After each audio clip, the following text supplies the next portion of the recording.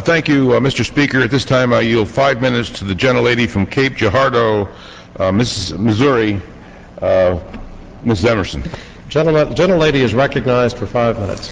Thank you, Mr. Speaker. It literally breaks my heart to be here today. Young Americans from my district have gone to Iraq, and we have lost some of our best, brightest soldiers. One of the finest men I ever met, who I had the privilege of appointing to West Point, lost his life in Iraq just last September. I feel responsible in part. We all are in part. Very little has been asked of most Americans in this war, but too much has been asked of a very few. If anything comes from this debate, Mr. Speaker, I hope it is a consensus for our responsibilities in this conflict. This House is about different points of view, speech, and debate in an institution that belongs to the people. Our nation is protected by the bravest of the brave who leave their homes and families to stand guard on foreign shores. Some of them are the first in their families to wear the uniform of our country.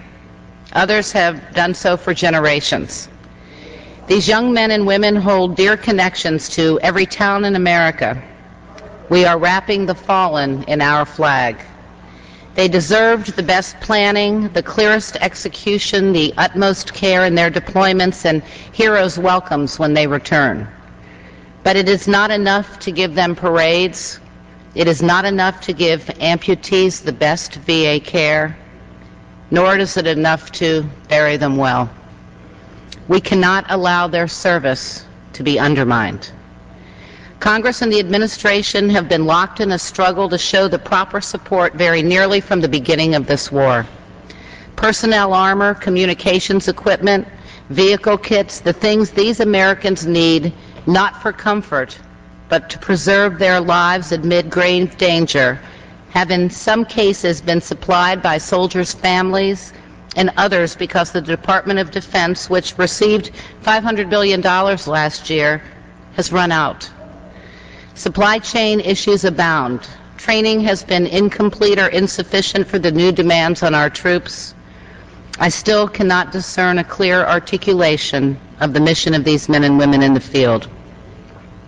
I loathe revisiting these failures, but responsible representation demands we do so.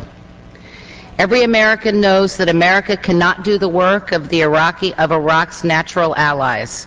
We cannot supplant Iraq's neighbors who depend on the nation's viability for their own stability. We can be many things in Iraq, but we cannot be all things to Iraq. We can make good on our commitment to American troops serving in Iraq, and here's how.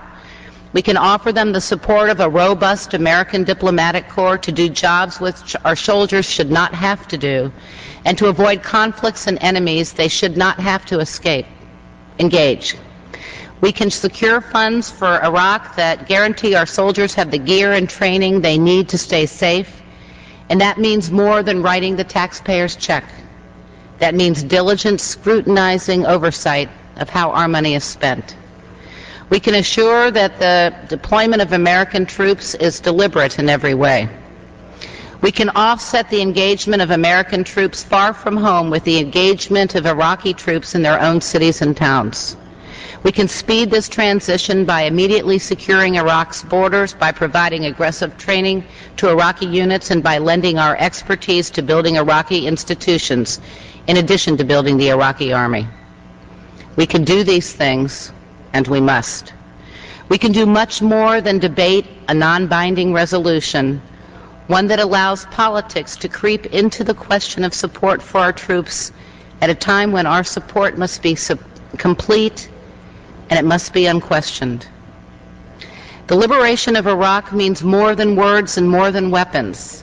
Liberation needs democracy, libraries, schools, and economic stability, steady work and clean water, safe streets as well as safe passage.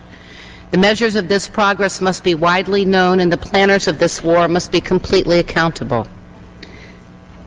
Every day we do not define the terms of progress, we lay a grave transgression at the feet of the mothers of the fallen, of the brothers of the killed, of the soldiers who were just far enough away from the IEDs that when it exploded, they lost their limbs but not their lives.